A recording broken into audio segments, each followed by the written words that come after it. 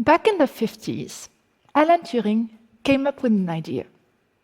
If you couldn't tell if you were talking to a machine or a human, it meant the machine must be intelligent. He coined the Turing test. Today, most chatbots pass the test easily. But here's the catch. I believe the test was wrong. Because talking isn't what's going to change the world. Doing is. That's why I ask a slightly different question to the leaders I work with. On a daily basis, my role is to reshape organizations, trying to find the right mix of strategy, tech, and talent. And my obsession is to make sure that talents do not get out of the equation. So the question I ask my clients is, if an AI could take over all of your team's tasks, who would you keep and why? That question is strategic. And the answer matters to me not just intellectually, but because I have 2 daughters at home. They're 5 and 9. And right now, as you can see, they feel invincible. But I keep wondering, what is the world of work they will step into? We need to build a future where humans matter more, not less. Now, let me try to illustrate how this is playing out in the field. A consumer goods client of mine is all in on AI. They didn't want to just deploy the next algo.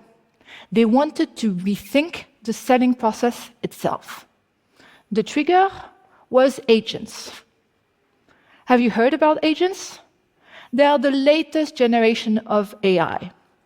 More autonomous, able to connect across systems, to plan, to take action, to learn, to adapt.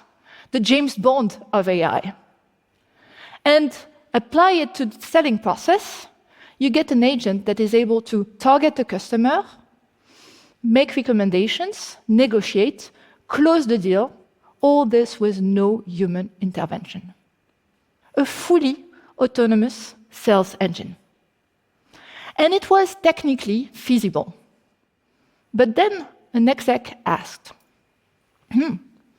if the machine does all of this, then what remains for humans? This cracked everything open.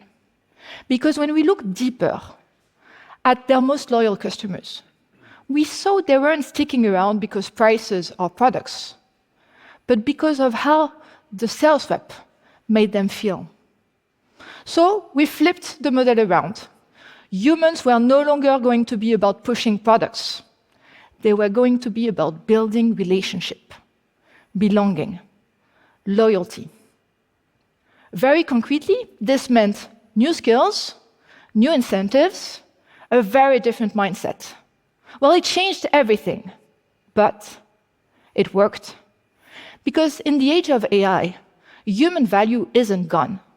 It's just moved. Now, I'm not talking about copilots anymore. For a while, the narrative has been, AI will augment us, not replace us. Well, this is not where the tech is going today. And I believe we have real hard work to do if we want this narrative to stay true. So I'll say a few words about what I think needs to be done in a second. But first, let me tackle 3 myths that I think are holding us back. I call them head-in-the-sand ideology. Number 1, all of this is overblown. We'll adapt. Yes, we've adapted to electricity, the Industrial Revolution, the Internet, but we've done so on the back of generations that did not have the training nor the time to adapt. And in the case of this revolution, time is of the essence. You may think you have time because agents are just emerging. And it's a fact. Our research shows that today, only 13% of companies have embedded agents in their workflows. But tech moves exponentially. Humans, they grow linearly. If you don't prepare now, you'll struggle to keep up. And I'm not talking about science fiction. I'm not talking about AGI, artificial general intelligence, this moment where AI will be smarter than us. I'm referring here to ACI, artificial capable intelligence. The moment when AI will be able to take on ambiguous, complex goals with minimal oversight. And while AGI is speculative, ACI is a deadline. While we spend hours debating about superintelligence and consciousness, we miss the milestones that ACI is meeting with increasing frequency. ACI will change how work is done, and by whom. Let's shape it, not wait and see. Now, myth number 2. Soft skills are our sweet spot. Yes, it's lovely to believe that empathy, creativity are uniquely ours. But evidence says otherwise. More and more, humans like to interact with AI because they feel it's more empathic. And why not? I mean, AI doesn't get tired, doesn't get cranky, doesn't judge you. So this moat we thought was ours, it's shrinking. And we need to stop asking what AI can't do and focus on where humans make a difference and why. At this stage, I'm sure you would love me to come up with the list of human qualities that will remain ours forever. But my point is there is no universal list. Each company needs to figure it out based on its strategic positioning. This is hard, uncomfortable work, but it's work that you, as leaders, need to take on. Now, myth number 3. My preferred one, I'm French. We need to protect jobs. Yes, I see where this one is coming from. Today, 41% of employees believe that their job will vanish in the next decade because of AI. But protecting jobs is like anchoring a boat in a storm. Jobs are fixed. The human potential to grow and adapt, on the other hand, is not. This is where we need to invest. The challenge is our organizations are not geared for that today. Org charts are static, career paths are narrow, training is occasional.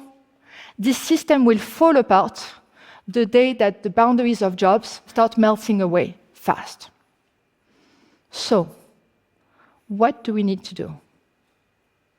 Let me take you to an ideal company. Not a theoretical one, just the blend of the boldest clients I've worked with. First, they don't start with tech. They start with strategy. They focus on the outcomes that truly differentiate them on the market. They understand our agents will allow them to deliver against those outcomes in totally different ways. And they look at where people still make a difference for the better. As you can see, this is not incremental redesign of your operating model. It's radical, AI-first reinvention. And we did this work for an industrial goods client of mine. Imagine having to go through 50 Hacker Future workshops, looking at how AI is going to disrupt each of your businesses, each of your functions. Comfortable? It is not. But it allowed the leaders to align on a vision of where agents win, people matter, and how best to pair them. Now, once you have this vision, you want to translate it into a workforce model. How many people do I need? With what skills? No more guesswork, just informed, intentional reinvention, a multi-year skills forecast. And this is something we built for a consumer goods client that was facing a massive challenge. Imagine having to reformulate your entire product portfolio while keeping the leadership on innovation. Of course, AI unlocked the productivity that was required, but the work was much deeper. They needed to reinvent the role of the researcher. From chemist to data-driven biologist, from solo expert to multifunctional teammate. And they made it happen because they mapped very precisely the future skills that they needed, and they built a very effective upskilling and mobility engine.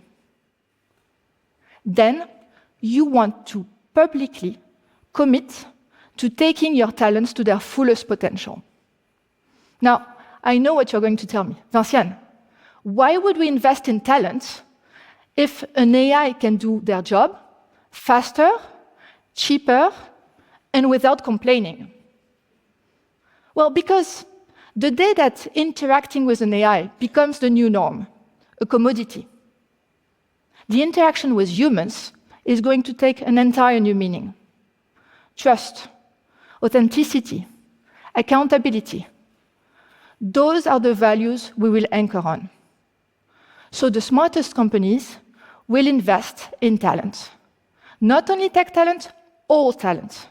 Not once, but systematically.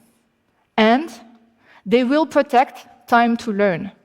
Because today, while freelancers spend on average 4 hours per week learning, employees spend none. So no, the future isn't about being more human. It's about building the systems that will allow humans to do what matters most. This is not a story about job loss. It is a story about human differentiation. AI will keep on climbing. That is not up to us. But how fast we climb with it, that is up to us. So we need to stop asking, will there still be jobs for humans? And focus on answering, what do we want humans to be best at? Because in the age of AI, being human isn't a fallback, it's a practice. Let's make it exceptional. Thank you.